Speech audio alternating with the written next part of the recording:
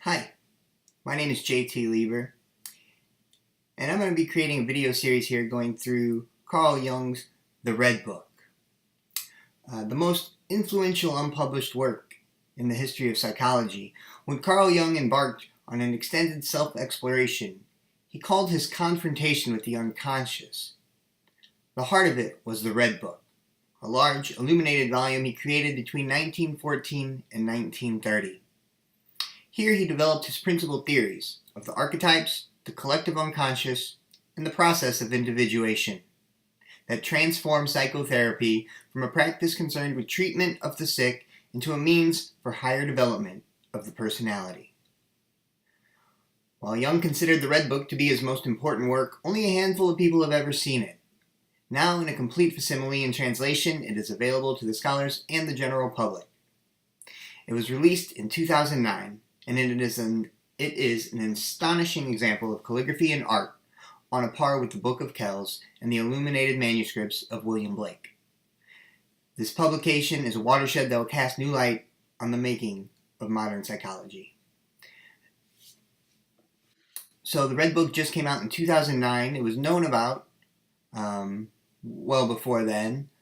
It was only seen by a select few, never really disseminated. But those that are in charge of the Jungian archives came together and decided to release it in its full. And so we're going to be going through the book. I'm going to be making this video today as kind of an introduction to what we'll be doing, as well as the prologue, which is the first part. So there should be just about 35 videos in the series, as there's about 35 chapters.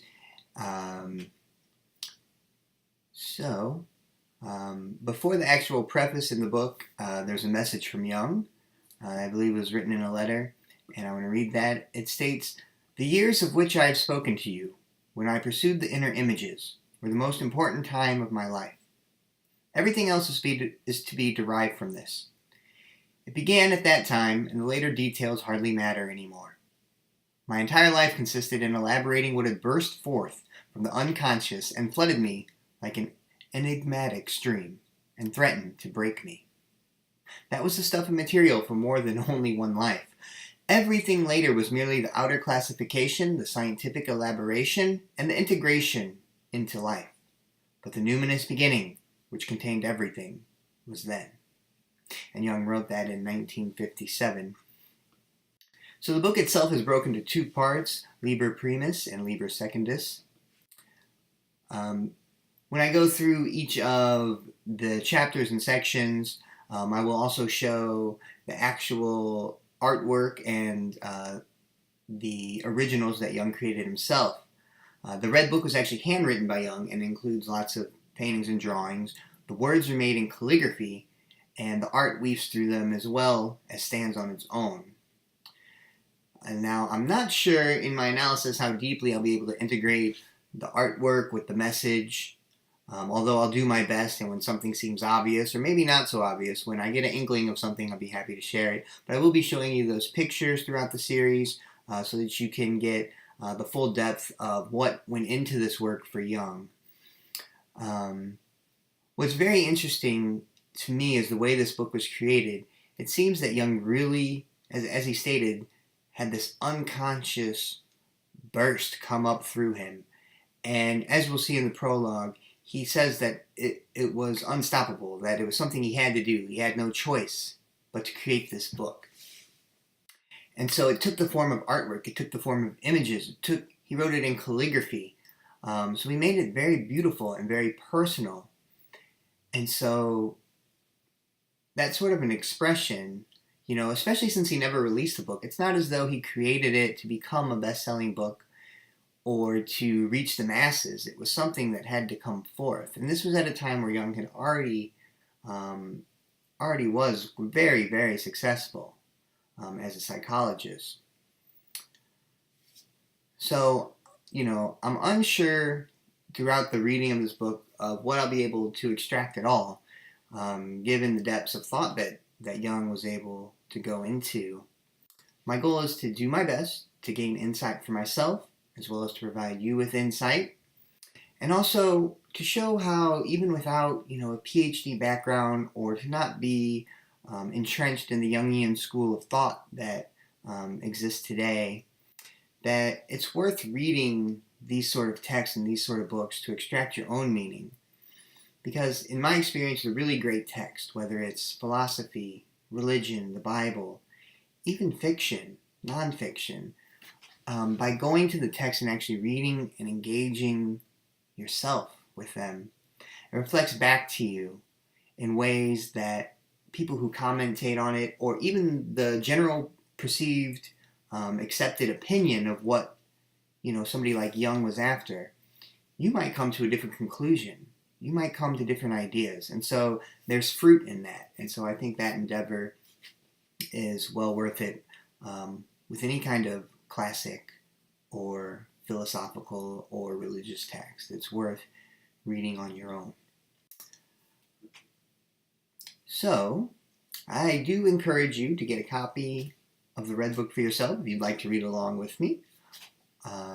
I know there are other YouTube videos where people actually just read through the Red Book chapter by chapter. You could just get the reader's edition without the calligraphy and artwork, the facsimiles, because I'll be showing those as we go through things. I'll show you each page. Now those are written in German, so if you can read German, great. I can't, but looking at the artwork, you still get an idea of what Jung was after. Please leave your thoughts, questions, and comments below. I think we can have a really great discussion because this stuff is deep and it's hard, and it'll be fun to investigate with you. So, the process I will follow, breaking down these chapters, I know this is a little longer introduction here, but the process I'm follow, I'm not going to be reading the entire book word for word. I will be making a video for each chapter, so the videos will definitely vary in length, and it's possible that some chapters may need more than one video, depending on how complicated things get or how long they are. Just generally, I haven't read the book yet, so this is going to be an exploratory process for all of us. As I cover each chapter, I'll be sure to show the prints of Jung's original work so you can see the beauty and extrapolate any meaning and relations between the ideas, meanings of the words, and the art itself. Jung is a deep thinker, and as such, it'll be a really great temptation for me to want to analyze and break down every single line, because there is treasure in every single line here. But I promise, Scout's honor, I will not do that, okay? Promise. But what I will do is to break down some of the main concepts, highlight what Jung says about them directly, extrapolate what I can, as best as I can, and to try to keep the narrative form of the story alive, and then kind of review and maybe ask a few questions that have come up for me for us to ponder on. There will also be portions of the text that I read verbatim, simply because I think they deserve to be. Sometimes it's a dialogue that, if you try to break it down, it'll lose its meaning, or something may just be so essential that I couldn't say it any better than the way Jung put it. Just quickly about me, I am a certified hypnotherapist practicing in the St. Louis, Missouri area. I graduated from Mizzou with bachelor's degrees in philosophy and religious studies. Did not pursue my academic career as I just didn't see, quite frankly, I didn't see it useful to argue with philosophers that I kind of felt outcast from a lot of it.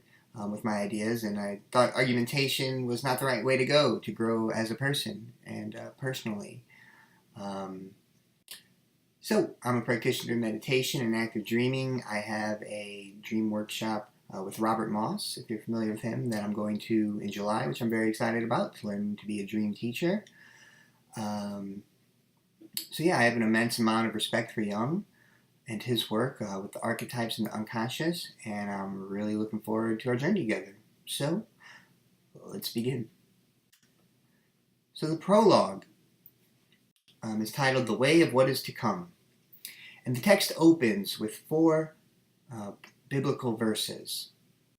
And upon a quick cursory glance of the rest of the text, I think these may be the only 4 Bible verses that are quoted directly in the book. Now, obviously, there are probably many other verses that are referenced, but as far as I saw, these are the only four that are directly quoted, so I feel that they're important enough to read them in whole. So our first one begins with Isaiah 53, verse 1 through 4. Isaiah said, "Who hath believed our report? And to whom is the arm of the Lord revealed? For he shall grow up before him as a tender plant, and as a root out of a dry ground. He hath no form nor comeliness. And when we shall see him, there is no beauty that we should desire him. He is despised and rejected of men, a man of sorrows, and acquainted with grief. And we hid, as it were, our faces from him. He was despised, and we esteemed him not. Surely he hath borne our griefs, and carried our sorrows.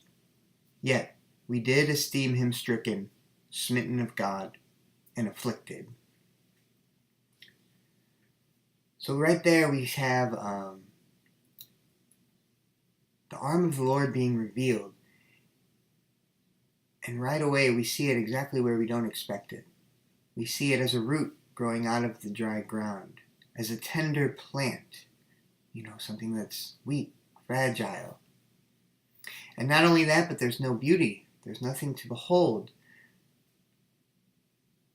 He's acquainted with grief, a man of sorrow. He was despised. We imagine him stricken of God, smitten of God. And so right away we find that the divine image here comes from where we don't expect it, and also that man rejects it.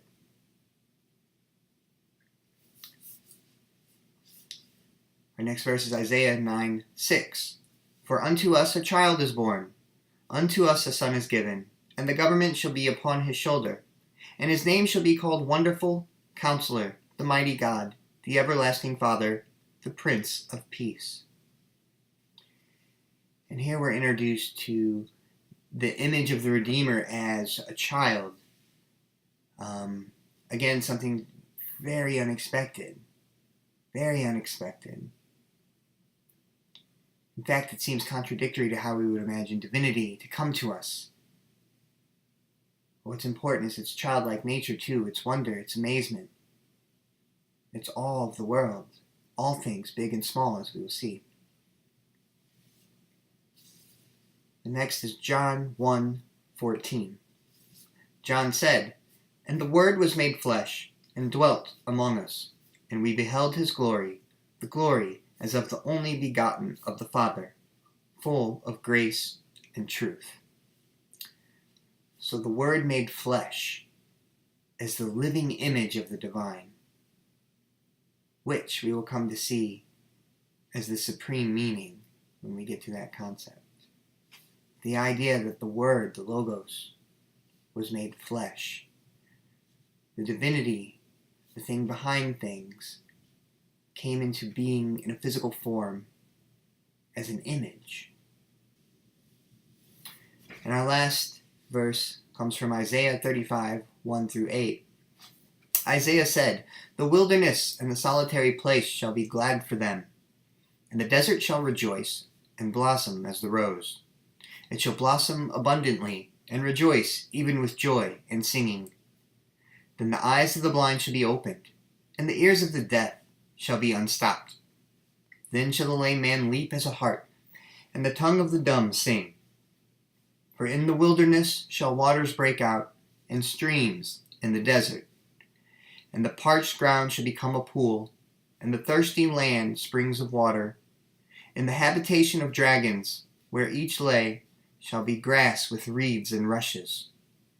And a highway shall be there, and a way, and it shall be called the way of holiness. The unclean shall not pass over it, but it shall be for those.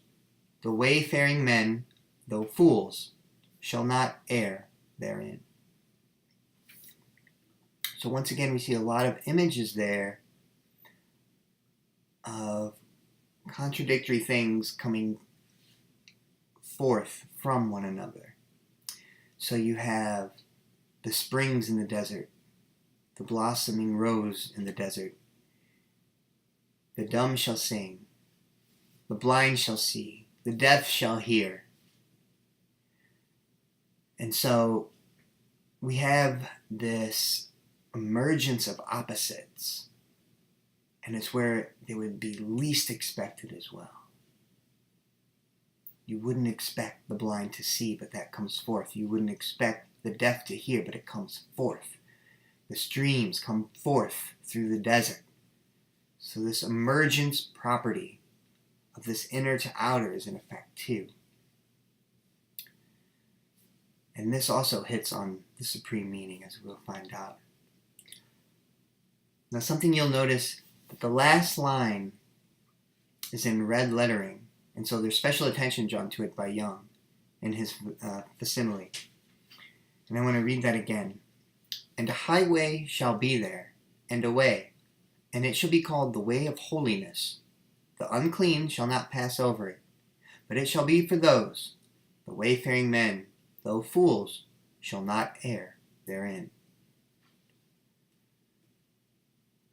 So I think one of the first things we want to look at is, what is the difference between being unclean and being a fool?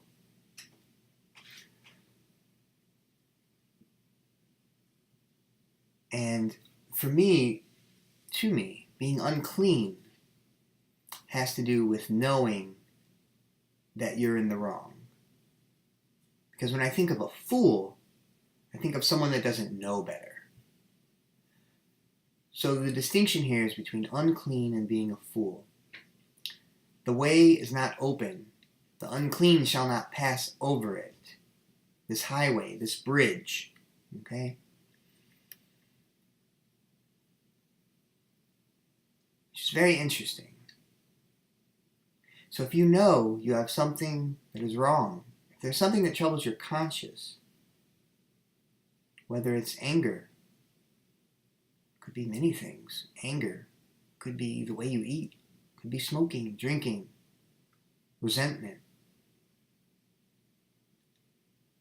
Until you address those things, the way shall not be open to you. Now the fool, the wayfaring men, they may go the path, but they will not err in it. And what I think that means is that a fool may go on the path, and he may make his mistakes, but he doesn't know any better. So you're not being held accountable for the things that you don't know any better about. Now, this is also presuming that there's a certain way to know, and that we should know ethical guidelines. And, well, if somebody tells you that, swearing is bad, then you should just accept that and not swear. But that might not be the case. That doesn't mean you accept that. And it doesn't mean it's right either. So what's essential is to clean up what you know you can clean up. Clean up what you know you're doing wrong. And the way will be open to you. And you will make mistakes along the way, but they will not be held against you. And as you learn, you will come back to the path and continue onward. There's a very interesting reading from Edgar Cayce, who is the great The Sleeping Prophet, the American prophet. Very fascinating. If you don't know about him, I would definitely recommend checking out Edgar Cayce. In one of his readings, he did a lot of health readings. And in one of them, he talked about smoking, how for some people, smoking is wrong, and it is a sin, and their body and minds come to great damage from it. But for others, it's completely fine and acceptable. So there's this very individual thing. It's where your growth is, where you're at, where you're coming from, which is interesting because I think it really gets to the end of the prologue here.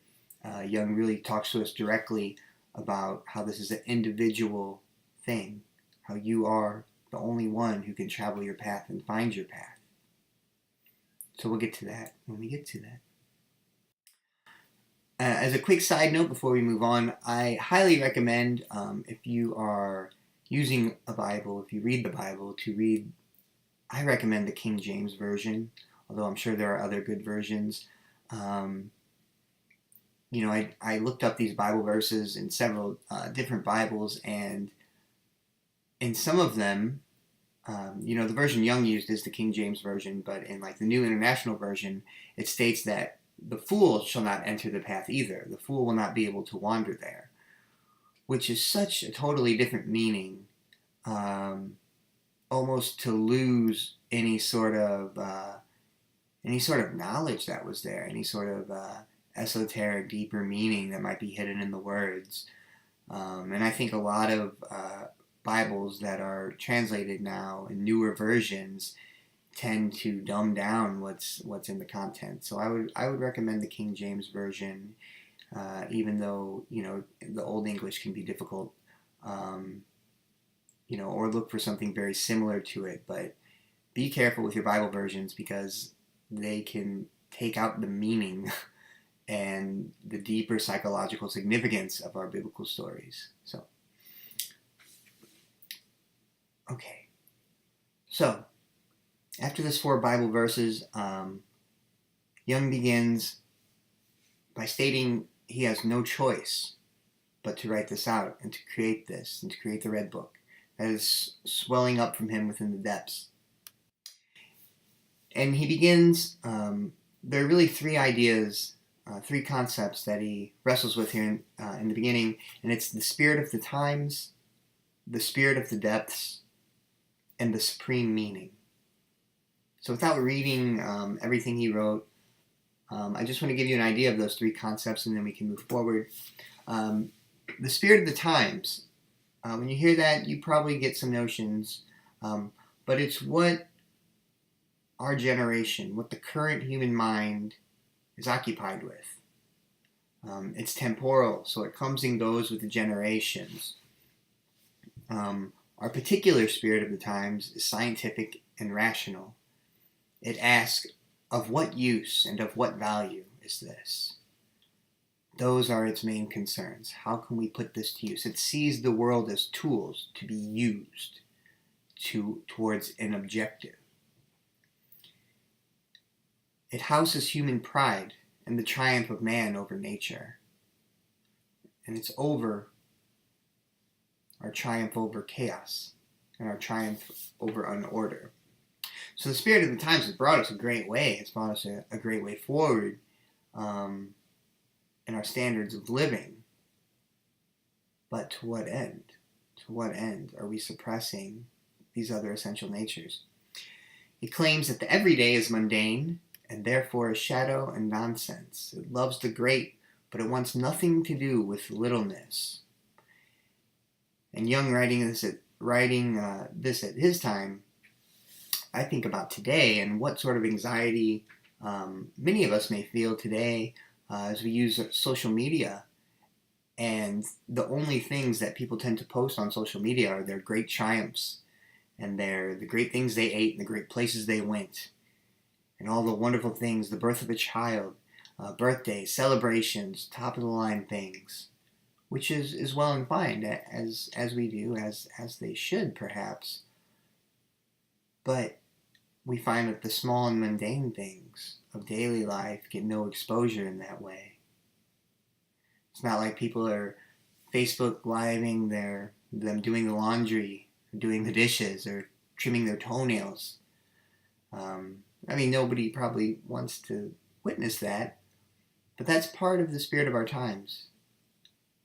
The idea that the great is up front and the great and successful is what matters, and our ability to obtain. And then we see that fulfilled, and that the small, mundane, daily activities are pushed to the side. And sometimes people lose control of the small, mundane things. Some of the easiest way to be in trouble as a person is to not have control of those, to not have control, of your cleanliness, of keeping the house in order. It's very interesting. His next idea is the spirit of the depths. Now, the spirit of the depths, which is what really comes up and urges Jung, I think, to really, maybe this Red Book is the culmination of the spirit of the depths rising up through him and coming forth. It does not pass away with the generations, but rather it's foundational. It speaks beyond justification, use, and meaning. Well, that makes it sound kind of crazy, doesn't it? The spirit of the depths has subjugated all pride and arrogance to the power of judgment. Now that's a quote directly from here. The spirit of the depths has subjugated all pride and arrogance to the power of judgment. So the first thing to ask is, what is the power of judgment? Well, it plays a very large role in our lives. It's a lot of ways it's science, it's ethics. It could be our personal likes and dislikes. In many ways, it's what we've used to enter this technological and rational world, is our power of judgment. Yet, through our control and dominion of nature, it's where our pride and arrogance are to be found. Our judgment makes of the world tools to be used in our service. And it does not recognize the depth, or the small, or maybe what's behind everything. Instead of seeing the world as tools to an end, maybe there's something more to it. To quote, "The spirit of the depths took my understanding and all my knowledge and placed them at the service of the inexplicable and the paradoxical."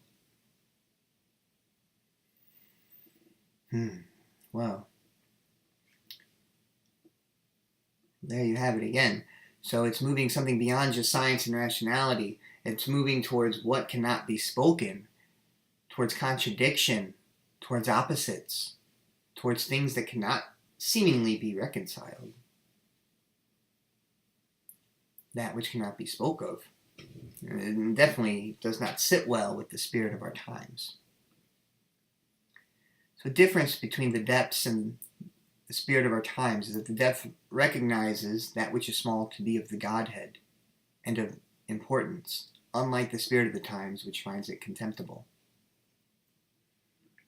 And to quote, "He robbed me of speech," speaking of the spirit of the depths, "he robbed me of speech and writing for everything that was not in his service, namely, the melting together of sense and nonsense, which produces the supreme meaning." And in this I find kind of the Taoist notion of the yin and yang, of the melting together of sense and nonsense into one whole, which produces the supreme meaning, or as the Taoists would say, the Tao. It's interesting. And even of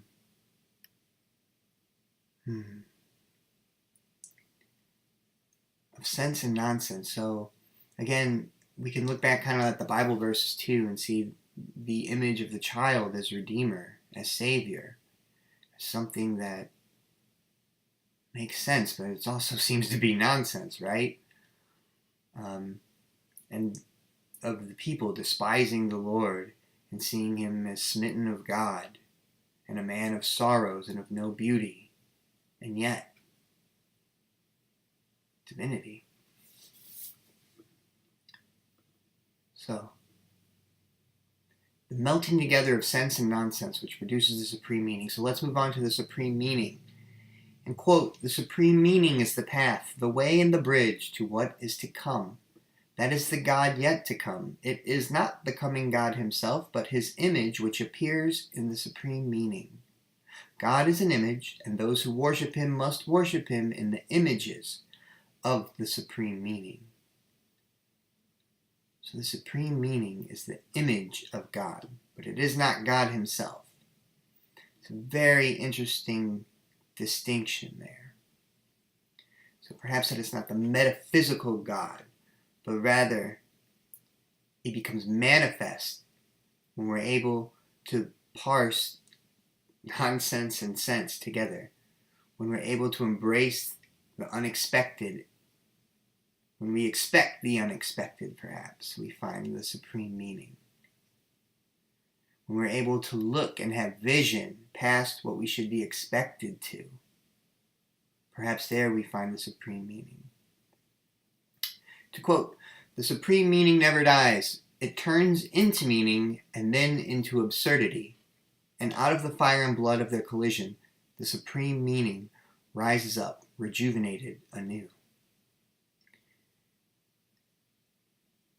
Once again, the supreme meaning never dies. It turns into meaning, and then into absurdity. And out of the fire and blood of their collision, the supreme meaning rises up, rejuvenated anew. So the supreme meaning is beyond times. It never dies.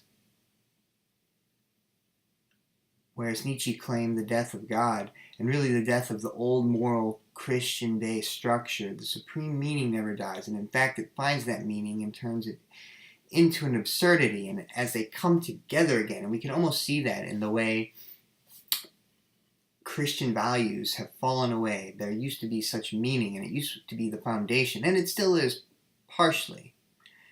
And we can see this now as those values are deteriorating. And whether they're right or wrong is not what I'm stating, but you can see, the value of life, of marriage, these other Christian values that we've had, as they fall away and as they change, that meaningful thing turns into an absurdity, or perhaps it's the other way. Maybe it was absurd before, turning into a meaning, but now these things are clashing, and supreme meaning will rise out of that, and something new will come. And what was interesting just before that last line I read, Jung had stated that the supreme meaning is not a meaning and not an absurdity. So we see that the supreme meaning can move through those things, but it's actually something beyond those things that encompasses those things. And it's interesting because it's something transcendent maybe that moves and grows through contrast and opposites. In this case, meaning and absurdity, or sense and nonsense. And that through their conflict, there's some kind of growth, a synthesis, and a resolution to come from that. Jung twice states that the supreme meaning is a bridge, akin to the highway of the Bible verse. He says that it is a going across and fulfillment. So again, it seems to me the supreme meaning, if it's a going across and a fulfillment, there's some sort of growth happening there. And it seems to be growth through conflict. And the idea of crossing that path, perhaps what he's getting at is that that's a proper orientation for the human being. That was an idea Nietzsche had as he talked of the oeuvre man, and that how man is a bridge, and that is his proper orientation, is to see himself not as what he was or as what he is, but as a going on, and even a going down and a going under. So we see ourselves in that capacity to see forward, to always be moving forward, and to be a bridge, which is to allow something, whether it's us or maybe what's behind us and pushing us, maybe it's our souls, maybe it's behind our souls even, to grow through us and to be that pathway for this thing that is coming, for this image of God.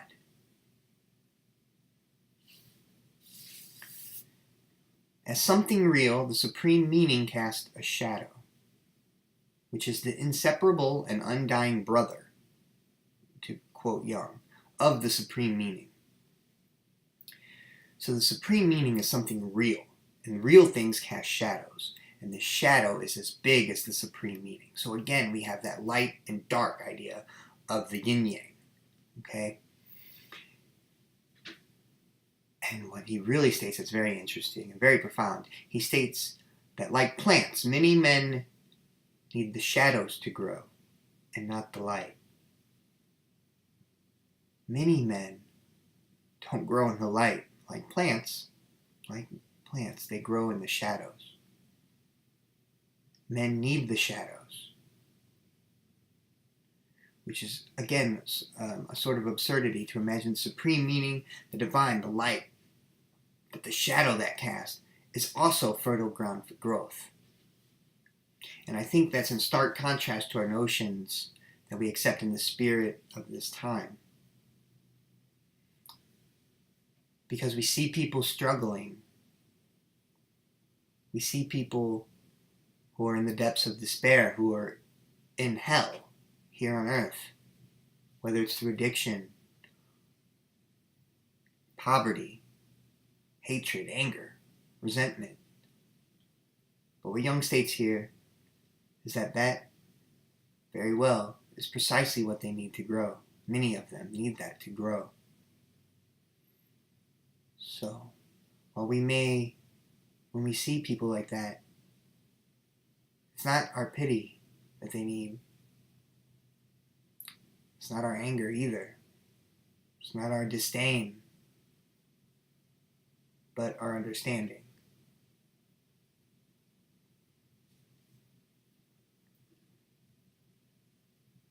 So, it pained Jung, and that's kind of all on the supreme meaning for now.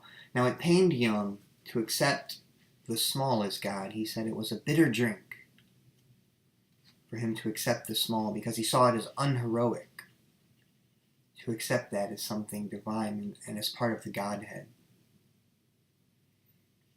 And now we have a dialogue that takes place between Jung, the spirit of the times, the spirit of the depths, and Jung's humanity, which I found very interesting, and I will read that verbatim.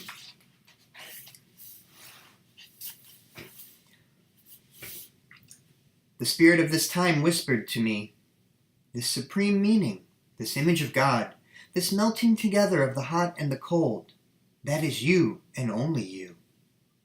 But the spirit of the depths spoke to me. You are an image of the unending world. All the last mysteries of becoming and passing away live in you. If you did not possess all this, how could you know? For the sake of my human weakness, the spirit of the depths gave me this word. Yet this word is also superfluous, since I do not speak it freely, but because I must. I speak because the spirit robs me of joy in life if I do not speak. I am the serf who brings it and does not know what he carries in his hand. It would burn his hands if he did not place it where his master orders him to lay it. The spirit of our time spoke to me and said, what dire urgency could be forcing you to speak all this? This was an awful temptation. I wanted to ponder what inner or outer bind could force me into this, and because I found nothing that I could grasp, I was near to making one up.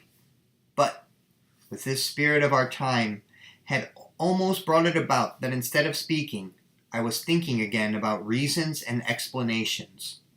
But the spirit of the depth spoke to me and said, to understand a thing is a bridge and possibility of returning to the path.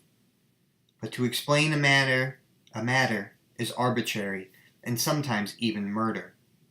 Have you counted the murderers among the scholars?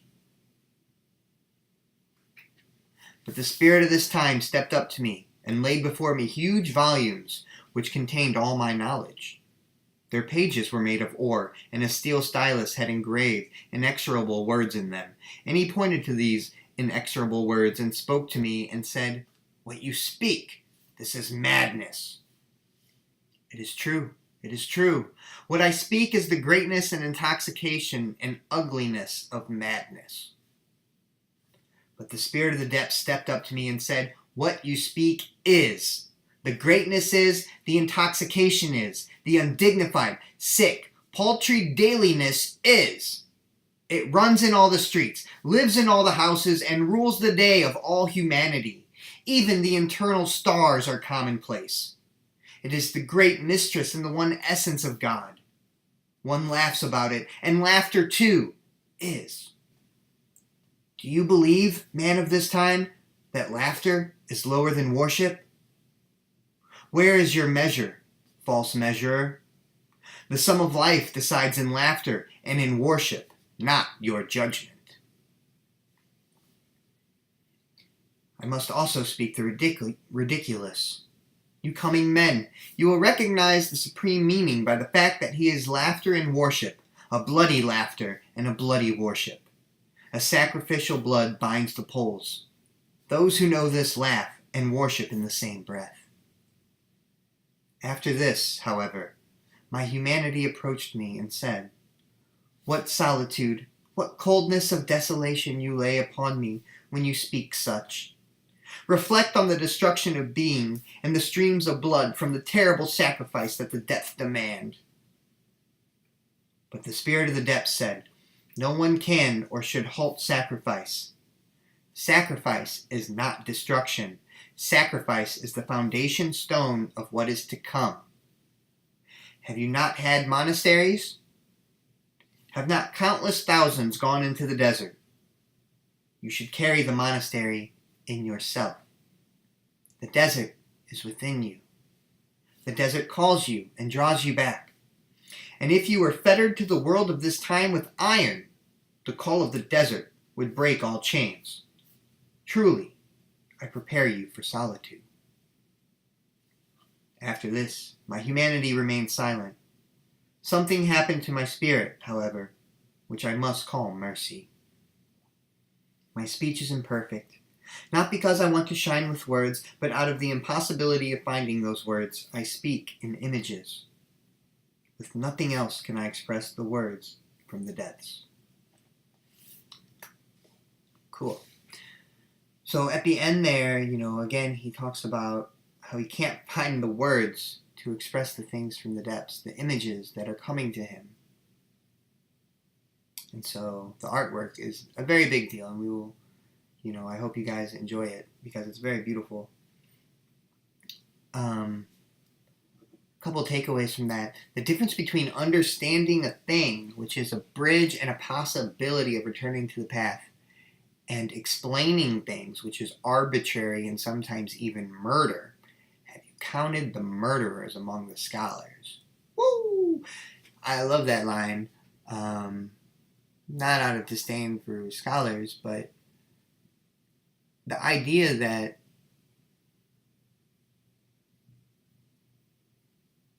to me, an idea that I've held that I find interesting that speaks to me is the idea of an ethicist. And I think many ethicists in universities today are more concerned with their theory and explaining things than actually being ethical. Their main concern are their theories, their arbitrariness, their explaining of things. And it's not the understanding and embodiment of ethical living.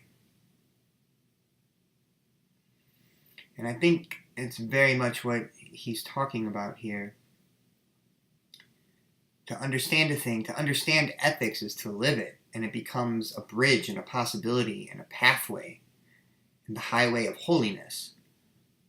But to explain in words and ideas and conceptions ethics, it does more damage than good. I love the emphasis on what is the greatness, intoxication, the undignified, sick, paltry dailiness. It rules the day of all humanity. Isn't that the truth, though?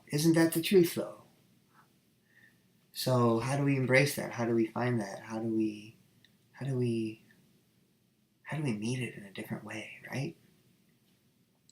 So the sum of life decides in laughter and worship, not in your judgment.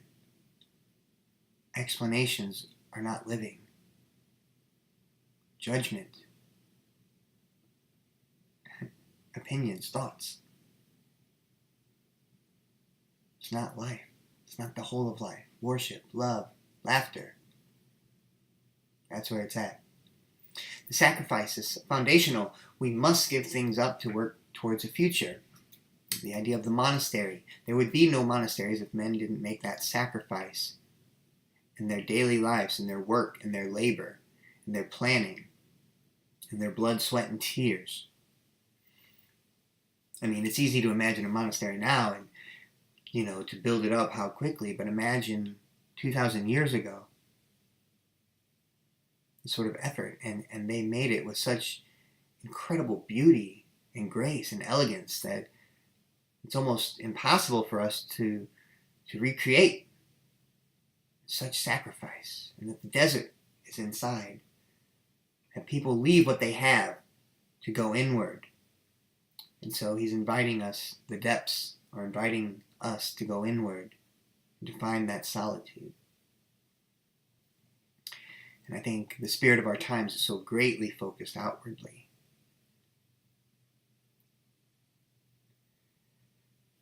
So in the next part here, Jung then asks for a visible sign to verify that the spirit of the depths in me was at the same time the ruler of the depths of world affairs.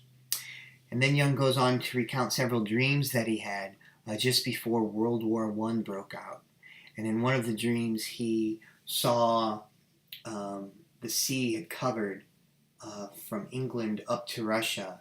And then he saw another one with blood, a sea of blood everywhere in the same location. And then he had a series of 3 dreams where he had to get a ship very fast, very quickly, and head back to his homeland. And that actually occurred. He was in Scotland and needed to return home because World War I broke out. And then he went through that process of finding a ship and getting home as fast as he can. So he had those 3 dreams before this even occurred. Now at the end of that dream, when he got back to his home, a deep freeze had came over in the dream of the land, and there were frozen grapes, and there were trees with frozen leaves that bore no fruit. And when he got back home in real life, the same thing had occurred. There was a steep freeze. In the dream, he gathered grapes and he fed them to the throngs of people. And so it's like this encouragement to him that yes, you are to go home. Here is your message. Here is your sign. Go, pick the grapes, feed the people, give them nourishment.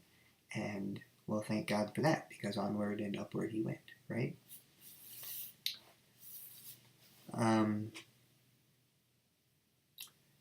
so I'll read this last part as well verbatim, as it seems to me it's a direct message from Jung to us, his readers. Believe me. And also it speaks very well to, I mean, you'll hear it, but to be individual, and how we must all travel inward, and how we all may be fools in our own right, but as long as we are clean, we can travel the path. And it's our path and our foolishness. So let's get it, right? Okay. Believe me, it is no teaching and no instruction that I give you. On what basis should I presume to teach you? I give you news of the way of this man, but not of your own way. My path is not your path. Therefore, I cannot teach you. The way is within us, but not in God's, nor in teachings, nor in laws. Within us is the way, the truth, and the life. Woe betide those who live by way of examples. Life is not with them. If you live according to an example, you thus live the life of that example. But who should live your own life if not yourself? So live yourselves. The signposts have fallen, unblazed trails lie before us. Do not be greedy to gobble up the fruits of foreign fields. Do you not know that you yourselves are the fertile acre which bears everything that avails you? Yet who today knows this? Who knows the way to the eternally fruitful climes of the soul? You seek the way through mere appearances. You study books and give ear to all kinds of opinions. What good is all that? There is only one way, and that is your way. You seek the path? I warn you away from my own. It can also be the wrong way for you. May each go his own way. I will be no savior, no lawgiver, no master teacher unto you. You are no longer little children. Giving laws, wanting improvements, making things easier, has all become wrong and evil. May each one seek out his own way. The way leads to mutual love and community. Men will come to see and feel the similarity and commonality of their ways. Laws and teachings held in common compel people to solitude, so that they may escape the pressure of undesirable contact. But solitude makes people hostile and venomous. Therefore, give people dignity and let each of them stand apart, so that each may find his own fellowship and love it. Power stands against power, contempt against contempt, love against love. Give humanity dignity and trust that life will find the better way. The one eye of the Godhead is blind. The one ear of the Godhead is deaf. The order of its being is crossed by chaos. So be patient with the crippledness of the world, and do not overvalue its consummate beauty.